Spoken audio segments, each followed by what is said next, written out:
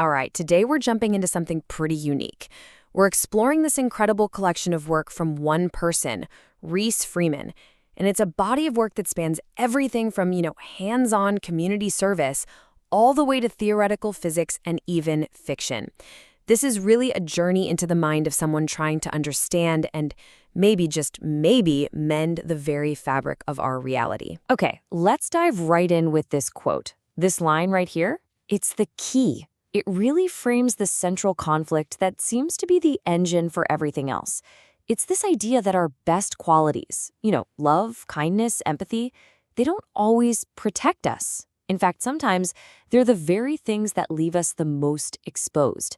And as we're about to see, that vulnerability, it can become a really powerful creative force. So this is where we get into the real heart of it. What we have here is a portrait of an idealist's inner struggle. I mean, what happens when the very things we cherish most, the things that make us good, also feel like our greatest burdens? It's a really deep question about what it actually costs to be an idealist in a world that can be, well, pretty unforgiving. So the backstory here is one of just immense self-sacrifice. Taking on pain to shield other people, shouldering burdens that nobody else can even see. But that kind of weight, it's just not sustainable. And at age 38, we see this critical turning point, a conscious, deliberate decision to finally prioritize the self, not out of selfishness, but really out of sheer necessity. And this choice, it isn't some neat little ending. It's a deeply uncertain crossroads that ends up being the catalyst for literally everything that follows. And this question, which is taken directly from the source material, it just hangs over this entire journey. It's like a shadow following every project, every idea. Was that turn inward an act of wisdom, or was it a huge mistake? There are no easy answers. So how do you even start to grapple with a question like that? Well, it seems the first step is to do something. And this is where we see all that inner struggle get channeled outward. Instead of just sitting around thinking about the world's problems, there's a direct, tangible response to get your hands dirty and fix what's broken right here, on the ground, one project at a time. And I mean, just look at the scope of this. This isn't just a random checklist of good deeds. It's a whole philosophy in action. You can see how it's about mending the physical world as a way to maybe mend something deeper. It goes from fixing a leaky pipe with recycled parts, to providing pro bono writing services, to supporting single dads, and even drafting safety plans for schools. It's all incredibly practical, hands-on healing. Okay, so we've seen the hands-on stuff. Now I want you to hold on, because the lens is about to zoom out, like way out. That same problem-solving impulse we just saw is now getting applied to much bigger, much more complex systems. And it stretches from our own backyards all the way to outer space. This is where the ambition just gets incredible. We have this technology called SenseLink, basically a wearable that gives you haptic feedback, a sense of touch. On Earth, the idea is to use it to keep hunters safe in the woods, letting them literally feel where other people are. Simple enough, right? But then, that exact same idea is scaled up as a proposed solution for astronauts on Mars, helping them stay in sync and safe despite the massive communication lag. It's the same core idea, safety through awareness, first on a human scale and then on an interplanetary one. And if you thought Mars was ambitious, well, the thinking doesn't stop there. It just keeps scaling up. We've gone from fixing a single home to a hunter safety, and now to a super detailed plan for cleaning our planet's entire orbital environment. The Clean Space Initiative isn't just an idea, it's a proposal for a global coalition to deal with space junk, a problem that literally threatens the entire future of spaceflight. The ambition here is just massive. And now, we're going to take the biggest leap yet. Prepare to go deep, because we are diving into the most abstract layer of all, the philosophical, almost metaphysical source code that seems to power this entire worldview.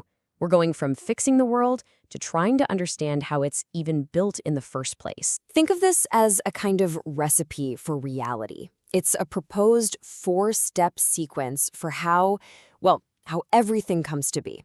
It starts with 0, pure, empty potential, nothingness. Out of that, duality emerges. The basic contrasts, light and dark, up and down. Then you need observation, an awareness that can perceive and bind those opposites together.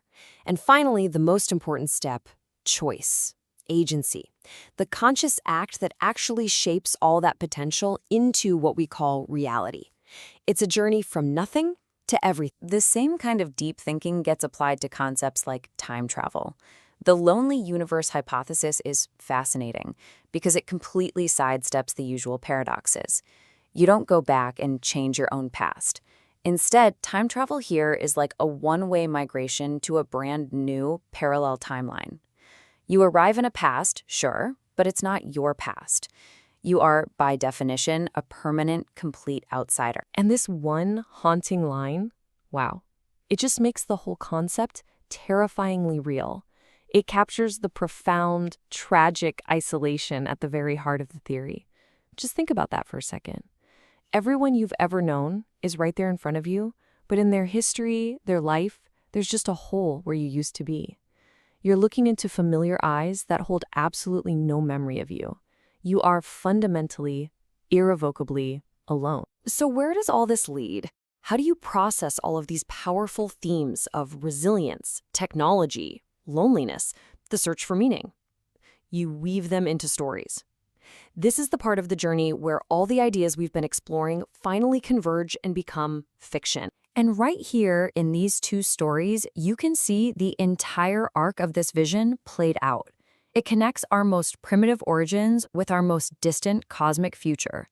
On one side, you have The First Light, a story where belief itself is born from a desperate, prehistoric hunt and the simple, quiet hope that the sun will rise again. And on the other side, the cosmic frontier, where humanity has become a torchbearer of consciousness itself, surviving a supernova only to face a vast new darkness.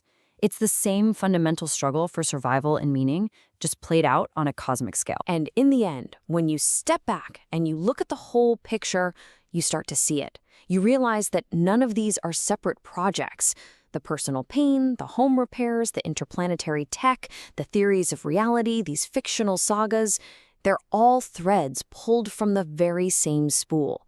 They're all part of a single, coherent, deeply personal quest to understand the world and, wherever possible, to try and mend it. And so we come full circle. We're right back at that pivotal choice, that fork in the road. After all the world building, all the problem solving, we're left with this profound and totally unresolved question: a heaven of peace or hell of sorrow?